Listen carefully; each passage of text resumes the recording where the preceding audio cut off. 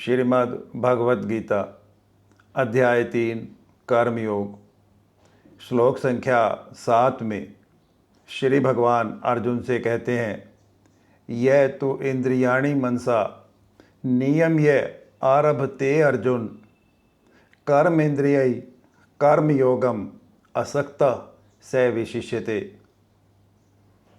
श्री भगवान अर्जुन से कहते हैं,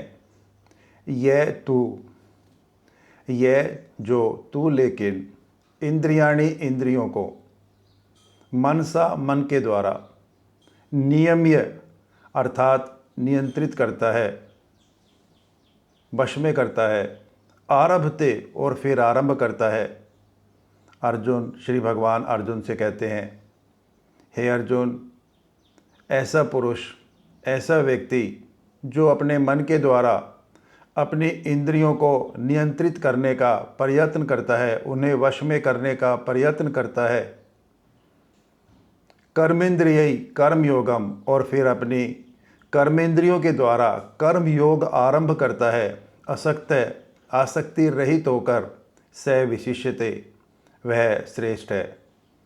श्री भगवान अर्जुन से कहते हैं, ऐसा पुरुष जो अपने मन के द्वारा अपनी सभी इंद्रियों को वश में करता है, 5 ज्ञान इंद्रियां तथा 5 कर्म इंद्रियां। ज्ञान इंद्रियां हैं आँख, कान, नाक, जिह्वा तथा त्वचा।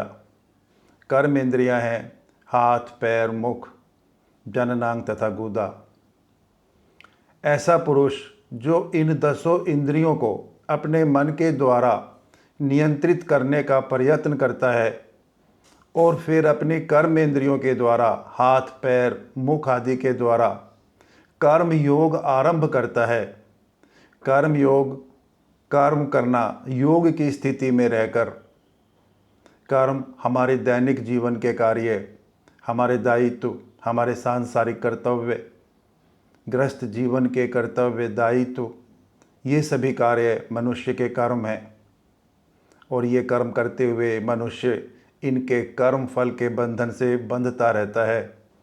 परंतु यदि कोई पुरुष, कोई मनुष्य कर्म योग में अर्थात प्रभु भक्ति में लीन होकर, प्रभु के अनुरक्त होकर उस परम शक्ति का, उस परम पिता परमात्मा का स्मरण करते हुए निष्काम भाव से, निस्वार्थ भाव से अपने दायित्वों की पूर्ति करता है, अपने कर्तव्यों का वहन करता है, अपने सभी कर्म करता है, ऐसा कर्मयोगी जो आसक्ति रहित होकर कर्म करता है, फलों की इच्छा से रहित होकर कर्म करता है, वह कर्म फल के बंधन से मुक्त रहता है।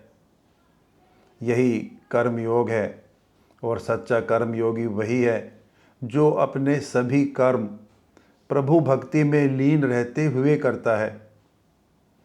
श्री भगवान कहते हैं, और वही पुरुष, ऐसा पुरुष ही श्रेष्ठ है।